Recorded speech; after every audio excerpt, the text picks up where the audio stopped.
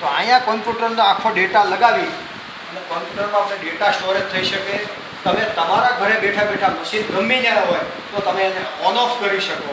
એ કેટલા એમ્પિયર કાઢે છે, કેટલા વોલ્ટ કાઢે છે, 37 પ્રકારના તમે ડેટા ત્યાં સેવ કરી શકો. આજે એ ડેટા અહીંયા તો આનાથી કમ્પ્યુટર, લેપટોપ બધું ચાલી શકે. બધું ચાલે અને તમે કંટ્રોલ પણ ત્યાં બેઠા બેઠા કરી શકો.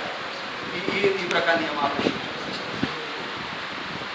એટલે અત્યારના યુગ પ્રમાણે લેટેસ્ટમાં સિસ્ટમ આવે અને વિધાઉટ ફ્યુઅલ, વિધાઉટ બિલ. હા.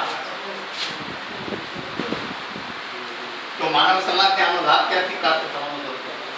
હવે તમે જેવું નક્કી કરો એ પ્રમાણે આપણે આને લોન્ચ કરવાનું છે અને વધારે લોકો આનો લાભ લે અને વીજળીના થાંભલાના ખુલ્લા વાયરથી જીવ માત્રનો જે લુપ્ત થાય છે. આજે માનો કે મનુષ્ય જાતિ જેટલી ડેવલપ થાય એની સામે કબૂતર છે, મોર છે, ઉડતા પક્ષીઓ છે, ઉડતા પંખીઓ, પક્ષીઓ, એ બધા જે વીજળીના વાયરથી મૃત્યુ પામે છે એની જાતિ રોજે રોજ લુપ્ત થતી જાય છે. એને આપણે અટકાવવા માટે ખાસ આની પર ભાર મૂકીને આપણે કામ કરીએ.